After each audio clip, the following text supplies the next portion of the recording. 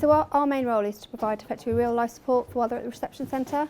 So the aircrew will obviously fly the aircraft back, met by the moving staff, and then it's for us to bring them into the reception centre, provide them with food, drink, resources.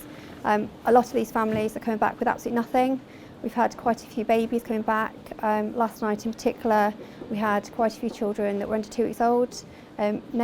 They've only got the baby grows they're standing in. Quite a lot of children had no shoes. So it's just trying to provide what we can with the other enablers, such as the Red Cross. We've also received quite a lot of donations from other agencies, from Oxford County Council, and together we just provide them what we can to try and make their trip through Brize Norton as relaxed and enjoyable as we can, because they've been through such a difficult time.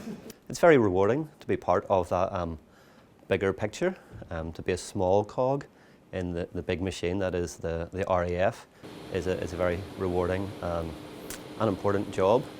I don't think it's to be underestimated, the role that everyone plays, from the person escorting people from the gates to the person escorting people off the plane.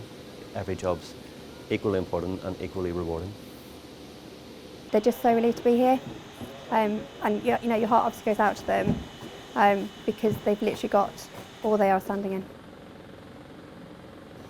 I think it's recognising the effort of the station. I think we've gone above and beyond our daily operations, our daily output, and we've very quickly reacted to facilitate this effort, just so we can get these people back into a safer place and into safety within this country.